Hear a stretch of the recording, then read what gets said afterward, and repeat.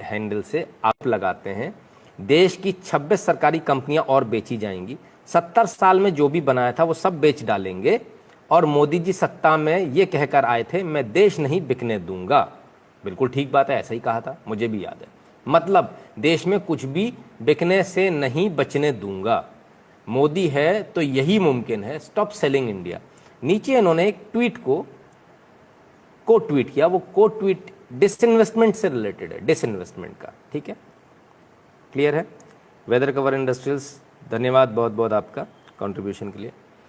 तो ये आप देखिए, डिसइन्वेस्टमेंट को लेकर इन्होंने बोला कि ये चीज़ें बेच रही है सरकार, अच्छी बात है, इसमें कोई दो राय नहीं है कि भारत सरकार डिसइन्वेस्टमेंट कर रही है, इसमें कोई दो राय नहीं है, ये बिल्कुल सच है, इसमें कहीं भी गलत नहीं है। लेकिन डिसइन्वेस्टमेंट को देश बेचना कहा जाता है क्या? डिसइन्वेस्टमेंट को देश बेचना कहा जाता है तो चलिए हम थोड़ा सा आपको एक सरकारी वेबसाइट पर ले चलते हैं।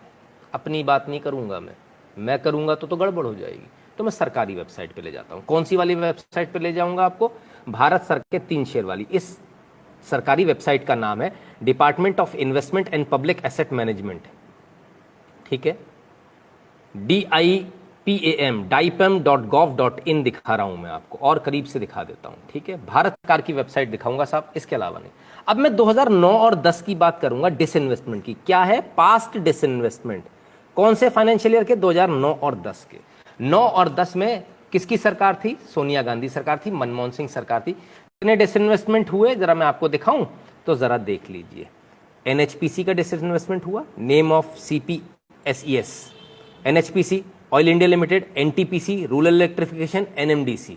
कितने हो गए? 1 2 3 4 5, एक साल में 5, ठीक है, सिर्फ 2009 और 10 में। चलिए अब मैं तो 2010 और 11 में आपको ले चलता हूं, ठीक है, फाइनेंशियल ईयर 2010 एंड 11। ये भी कौन सी सरकार है? सोनिया गांधी सरकार, right. SJVN limited, engineers India limited, coal India limited, power grid corporation of India limited, MOIL और shipping corporation of India limited. ये बेच मारे इन्होंने। पहले कितने बेचे थे? 5, अब 6 7 8 9 10 11, कितने हो गए? 11। 2 साल में 11 पे पहुंच गई कहानी। चलिए थोड़ा और आता हूं आपके 11 और 12 में, वही सोनिया गांधी सरकार, मनमोहन सरकार। 12 हो गए थे, कितने हो गए थे? 11 हो गए थे, right. Power finance PFC limited and oil and natural gas corporation limited, इन 2 का इन्वेस्टमेंट और 12 13 हो गए, ठीक है साहब। और देखिए और कितने इन्होंने डिसइन्वेस्टमेंट किए, कितनी कंपनियां इन्होंने बेची। अब हम भी कहते हैं कांग्रेस ने भारत को बेचा था। अब 12-13 की बात करूंगा, 2012 और 13 में कितनी कंपनियां बेची। चलिए आ जाइए। NBCC limited, national building construction corporation limited, Hindustan copper limited, NMDC limited, Indian oil India limited, NTPC, RCFL, Nalco, SAIL, ठीक है। पहले कितने हो गए थे? मेरे ख्याल से 13 हो गए थे, 12 या 13 हो गए थे। 14 15 16 17 18 19 20 21, कितने हो गए? अब 21 हो गए, राइट।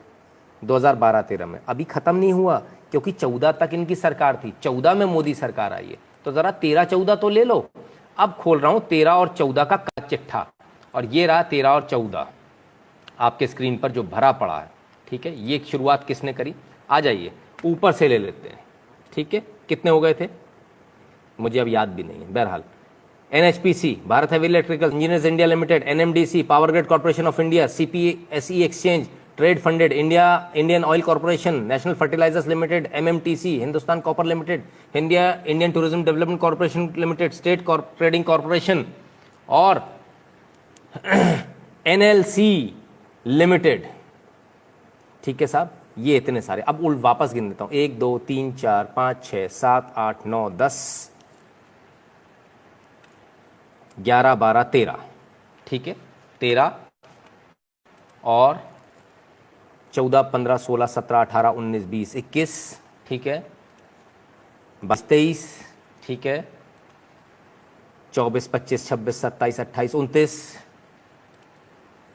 30 31 32 33 34 34 बार 2000। ये आंकड़े 2009 से अवेलेबल है हमारे पास में इस वेबसाइट के ऊपर। 2009 से पीछे के आंकड़े नहीं है, ये तो सिर्फ 2009 से बता रहा हूं, सिर्फ 2009 से 2013-14 तक।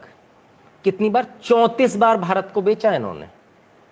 अगर डिसइन्वेस्टमेंट को बेचना कहते हैं, कितने हद हो गई, हद है बेईमानी की। 34 डिसइन्वेस्टमेंट्स आपने किए, 34। और जब ये सरकार करती तो उसी डिसइन्वेस्टमेंट को आप कहते हो भारत बेचा जा रहा है। तब आपने तो 34 बार बेचा, सोनिया गांधी सरकार ने तो 34 बार बेचा देश को। तो देश को जवाब देंगे कि 34 बार क्यों बेचा। ये झूठ कब तक चलेगा। एक तरफ आप क्या शिकायत करते हो, रेल में जाते हैं तो सुविधाएं नहीं मिल रही, जब तेजस जैसी ट्रेन चलती है तो क्या बोलते हैं, रेलवे का प्राइवेटाइजेशन हो रहा है। बीएसएनएल की सिम नहीं खरीदेंगे, खरीदेंगे जियो की सिम, लेकिन जिंदा बीएसएनएल चाहिए। कैसे हो जाएगा भाई, मेरे पैसे के टैक्स के पैसे पर मैं तो तैयार नहीं हूं। या तो आप बीएसएनएल की सिम खरीदो, या बीएसएनएल वाले अपनी क्वालिटी में इतना सुधार लाएं कि लोग उनकी सिम खरीदें। उन्होंने खरीदनी नहीं है, उनका रवैया बदलता नहीं है। आप सरकारी हॉस्पिटल में चले जाइए, वहां भी यही हाल है। जब सब जगह यही हाल है तो लोग क्या बोलते हैं, अरे यार इससे तो प्राइवेट में बड़ा अच्छा है। आप जाइए जियो के काउंटर पर और बस अंगूठा लगाना है आपको, और आपको सिम दे देता है और चालू हो जाती है। बीएसएनएल वाला एक दिन में भी चालू करता है सिम, तो भी एहसान दिखाकर करता है कि देखो मैंने तुम्हारी सिम जल्दी चालू करा दी। राइट, ये है। ऑयल इंडिया एनएचपीसी 2-3 बार आ गए। हाँ बिल्कुल 2-3 बार आएंगे सर, क्योंकि इसका 2-3 बार डिसइन्वेस्टमेंट हुआ है, एक बार नहीं हुआ है। जितनी बार हुआ, जितने फाइनेंशियल ईयर में हुआ उतनी फाइनेंशियल ईयर में दिखाया। और आज फिर से एनएचपीसी और इन सब का नाम आपको दोबारा मिल जाएगा, ऐसा नहीं है कि नहीं मिलेगा। क्योंकि स्टेक ऑफलोड जो होती है, सरकार की जो भागीदारी है, वो एक बार में पूरी खत्म नहीं करती सरकार, थोड़ा थोड़ा करके ऑफलोड करते। कभी 5% कर दिया डिसइन्वेस्टमेंट, कभी 10% कर दिया, सरकार को जब जितना डिसइन्वेस्टमेंट जरूरी लगता है। Right, so it is not कि एक ही बार होगा। ठीक है, तब जाना प्राइवेट में है इलाज कराने, सिम प्राइवेट चाहिए है, बैंक प्राइवेट चाहिए है, सब कुछ प्राइवेट चाहिए, तो ये सरकारी क्यों रखें फिर, जब हम सब कुछ प्राइवेट में ही जाना है।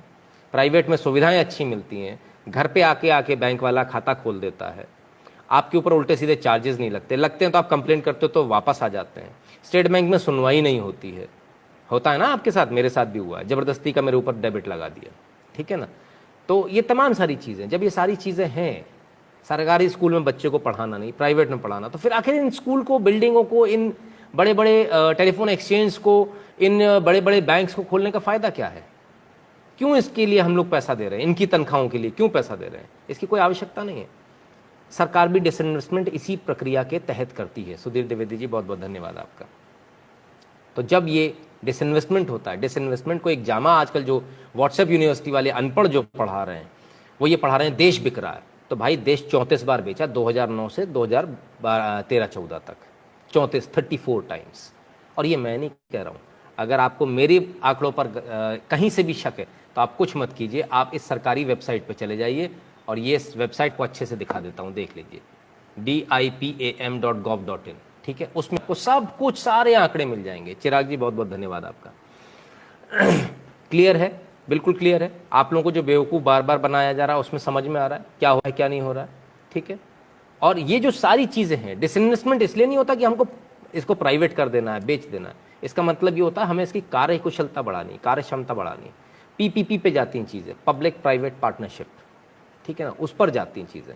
कोई बेच नहीं रहा, कुछ नहीं बिक रहा है, सड़कें कोई बिक नहीं जा रही, जो सड़कें बन रही हैं जिन पर आप चलते हैं। आप एक बात बताइए, सरकारी सड़कें थी तब कैसे चलते थे? 300 किलोमीटर चलने में कितना समय लगता था आपको? 10-10 घंटे लगते थे। आज एक्सप्रेसवे बन गए, आप टोल देते हो, प्राइवेट है वो, आप टोल देते हो, लेकिन आप कितनी स्पीड पे चलते हो? 120, 140। वो 300 किलोमीटर चलने में जिसमें आपको 10 घंटे लगते थे, आज कितने लगते हैं? 3 घंटे, 3.5 घंटे, ज़्यादा से ज़्यादा 2.5 घंटे में भी हम लोग कवर करते हैं। तो क्या बेहतर है, उसी खड्डे वाली सड़क पे से जाना? तो फिर ये एक्सप्रेसवे से क्यों जाते हो? अगर आपको एक्सप्रेसवे चाहिए तो आपको डिसइन्वेस्टमेंट करना ही पड़ेगा, आपको प्राइवेट ऑपरेटर्स लाने ही पड़ेंगे, आपको प्राइवेट हाईवेज बनाने ही पड़ेंगे, जो कि 20 साल बाद वापस सरकार के पास आ जाएंगे। आप टेंशन मत रखो, वो जीवन भर नहीं रखने वाले हैं।